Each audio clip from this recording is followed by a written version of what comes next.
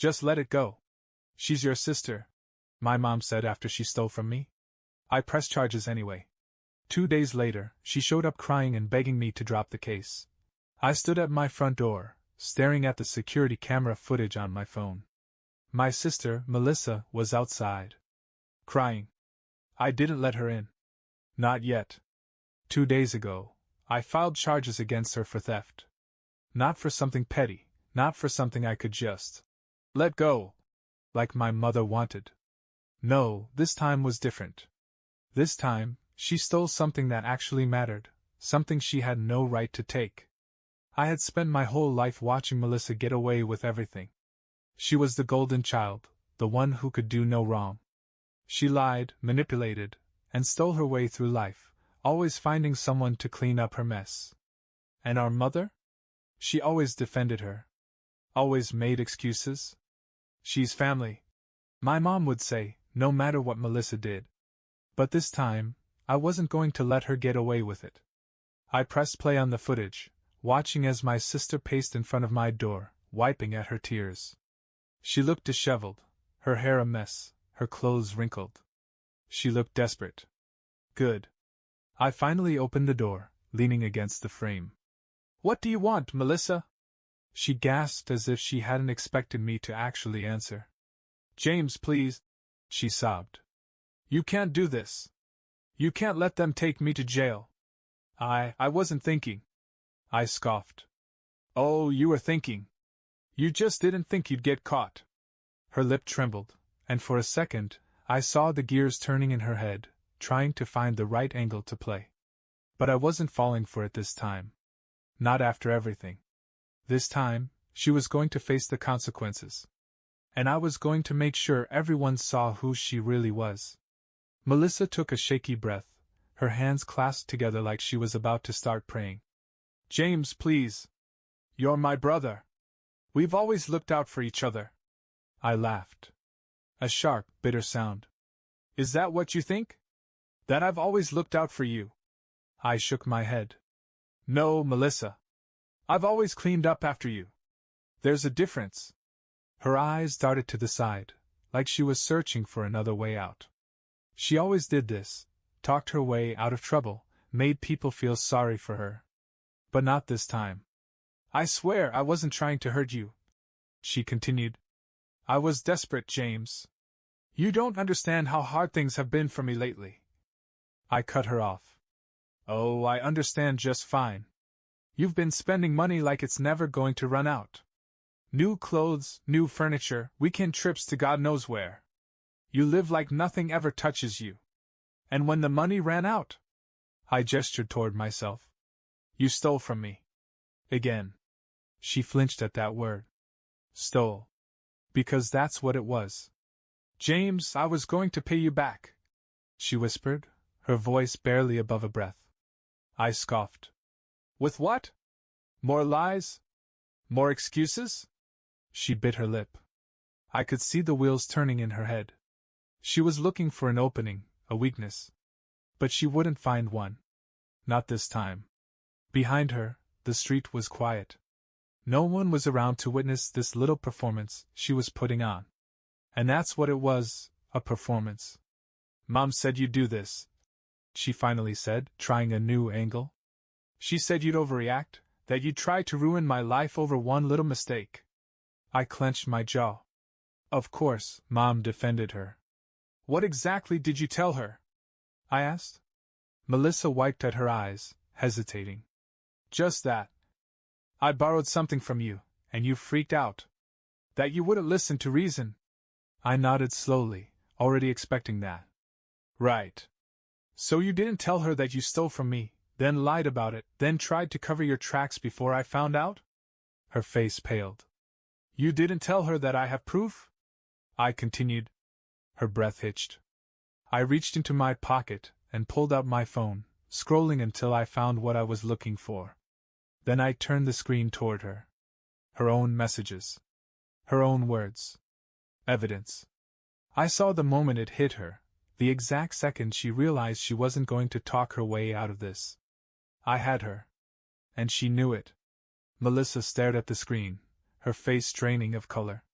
Her own messages, clear as day, conversations where she bragged about handling her money problems, about how James will never notice, until it was too late. She looked up at me, lips parting slightly as if she wanted to deny it, to spin another story. But for once in her life, she had nothing. You. She swallowed hard. You saved our texts? I shrugged. I save everything, Melissa. I learned a long time ago that trusting you is a mistake. Her hands trembled as she reached toward me, as if she could physically take the evidence away. James, please. You don't have to do this. This is family. We're family. Yeah? I tilted my head. Since when has that ever stopped you from screwing me over? She had no answer for that. I let the silence stretch between us, let her feel the weight of it. Then I pressed play on another recording, a voicemail she left for a friend, laughing about how she took my money. He'll never do anything. He's too much of a coward to stand up to me. Melissa's breath hitched. I raised an eyebrow. Go on, tell me how I'm overreacting. Tears welled in her eyes, but I didn't feel a shred of sympathy. Not after everything she'd done. I was just... Her voice cracked, and suddenly, her whole demeanor shifted. Her shoulders slumped, and she let out a loud, dramatic sob, covering her face with her hands. I didn't mean it. I was just scared, James. I was drowning in debt, I had no options. I cut her off with a single, sharp laugh. Melissa, come on. I know exactly how this works. She peeked at me through her fingers. You fake tears, you play the victim, and you expect everyone to feel sorry for you. I gestured toward the street. But there's no one here to watch your performance this time. She sniffled, dropping her hands, her face twisting in frustration. You don't get it, she whispered. Mom does. That's why she told me to come here and fix this before it's too late. I stiffened at that. Mom told her to come? Melissa must have seen the shift in my expression, because she pounced on it. She said you need to let this go. That pressing charges will only make things worse. She's begging you, James. She's scared for me. I stared at her. Not scared for me. Not ashamed of what Melissa did. Just scared that, for once, Melissa might actually face consequences. I let out a slow breath, shaking my head. You still don't get it, do you? Melissa's brows furrowed. I don't just want the legal system to deal with you, I said, slipping my phone back into my pocket. I want everyone to see you for who you really are. Her whole body tensed. What do you mean? I took a step closer, lowering my voice. I mean your friends, your boss, your boyfriend, every single person in your life who still believes your lies. She sucked in a breath. You ruined my life for years, Melissa, I said, my voice cold. Now it's your turn. Her eyes widened in horror. I wasn't backing down. Not this time. Melissa's breath came in short, panicked bursts. James, you don't mean that. I folded my arms. Try me. She shook her head violently, fresh tears spilling over. You can't do this. My job, my friends, they'll all turn against me. Yeah, I said evenly. That's the point. Her hands clenched into fists. Mom won't let you. I let out a humorless chuckle. Mom has no say in this. She looked truly desperate now, her mind racing for a way out. James, please, she whispered. I'll do anything. I stared at her for a long moment. Then, slowly, I reached for my phone. Then start by watching your world fall apart. Her face crumpled as I tapped the screen. Send. Melissa's phone buzzed almost immediately. She fumbled for it, her hands shaking so badly she nearly dropped it. When she finally managed to unlock the screen, I saw the exact moment it hit her. Her face went pale. No, she breathed, scrolling frantically. No, no, no! I crossed my arms, watching as she absorbed the damage. The messages were already coming in, confused texts, missed calls. Her carefully curated world, the one she'd built on lies and manipulation, was starting to crack. You sent it to everyone? She whispered, barely able to get the words out. I nodded. Your friends. Your boss. Even your precious boyfriend. Melissa swayed on her feet like I had physically struck her. You! She looked up at me, her expression raw with betrayal. You just ruined my life! I arched an eyebrow. No, Melissa. You ruined your life. I just made sure everyone saw it. She let out a choked sob, gripping the doorframe like she might collapse. Please! I can fix this, I swear! Just help me! I shook my head. No more helping. No more second chances. You did this to yourself. For the first time, the fight drained out of her. She sagged against the door, looking utterly lost. What am I supposed to do now? I met her gaze, unflinching. You figure it out. Just like I always had to. And with that, I shut the door in her face. I stood behind the closed door, listening. For a long moment, there was only silence. Then, a muffled sob. A shaky breath. Melissa wasn't used to this. She wasn't used to consequences. She had spent her whole life twisting the truth, playing the victim, always landing on her feet because someone, Mom, Dad, me, was always there to catch her. But not this time. I heard her shift, like she was still standing there, waiting for me to change my mind. I didn't. Instead, I pulled out my phone again, checking the messages rolling in. Her boss. Is this real? Her best friend Claire. Melissa, what the hell? Tell me this isn't true.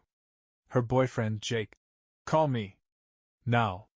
Melissa had built her entire life on an illusion, that she was sweet, trustworthy, a victim of bad luck. Now, that illusion was gone. Another sob. Then the sound of hurried footsteps retreating down my driveway. I exhaled, pressing my forehead against the door. I should have felt triumphant. Satisfied. I had done what I said I would. I had exposed her, made sure everyone saw the truth. So why did I feel so hollow? I shook it off and walked to the kitchen, needing something, anything, to distract me. As I poured myself a glass of water, my phone buzzed again. Mom. I let it ring, but she called again. And again. Finally, I sighed and answered. What, Mom? Her voice came sharp and furious. What did you do to your sister? I laughed dryly. Oh, you mean what she did to herself? James, this is too far, she snapped. She's in tears. Her job, her friends, everything is falling apart. Yeah, I said, swirling the water in my glass. Kind of like how she stole from me and didn't care until she got caught? She made a mistake. I gritted my teeth. She didn't make a mistake, Mom. A mistake is forgetting to pay someone back. A mistake is losing track of money. Melissa lied. She stole. And she laughed about it. Mom huffed in frustration. You're supposed to be the bigger person. I clenched the glass tighter. You mean I'm supposed to roll over and let her do it again? There was a pause, just long enough for me to know she had no real argument. James, she said, quieter now, trying a different approach. She's your sister. You two only have each other. I let out a breath, shaking my head. No, Mom. She has you. And I have me. She started to say something else, but I didn't want to hear it. I hung up. And this time, I didn't feel hollow. I felt free. The silence after I hung up was different. Lighter. For the first time in years, I wasn't carrying the weight of Melissa's mistakes on my shoulders. No guilt. No second-guessing. I was done. I sat at the kitchen table, scrolling through my phone. The fallout was spreading fast. More messages flooded in, some from mutual friends, others from people I barely knew but who had somehow heard the story. Melissa had spent years crafting a version of herself that didn't exist. The supportive friend. The struggling, misunderstood girl who always got dealt a bad hand. But now people were seeing the truth. I got a text from Jake, her boyfriend. Jake. Dude, I had no idea she was like this. I'm done. I smirked. Of course he was. Melissa had spent so much time pretending to be someone she wasn't that she never considered what would happen when the mask came off. And now? She was alone. I didn't feel bad. Not even a little. Then, another text came through. Mom, I hope you're happy. You destroyed her life. I stared at it for a second before typing back. Me. No, Mom. She destroyed her own life. I just stopped protecting her from it. I hit send, then blocked her number. For the first time in my life, I chose myself. And I wasn't looking back. The next morning, I woke up to a quiet house. No buzzing phone. No knocks at the door. I stretched, rolling my shoulders as I got up. It was strange, this feeling of peace. Like I had been holding my breath for years and only now realized I could finally exhale. But I knew it wouldn't last. Sure enough, by noon, an unfamiliar number flashed on my screen. I almost ignored it, but curiosity got the better of me. James, a deep voice said the moment I answered. It took me a second to place it. Jake. Melissa's now ex-boyfriend. I leaned back against the counter. Didn't expect to hear from you. He sighed. Yeah, well, I figured I owed you a call. About what? Melissa, he said. She showed up at my place last night, sobbing, begging me to believe her. Said you set her up, that you twisted everything to make her look bad. I laughed under my breath. And you believe that? Not for a second, he admitted. I saw the messages. I saw how she lied to me, to you, to everyone. I could hear the exhaustion in his voice. Melissa had always been good at wearing people down. So, what did you do? I asked.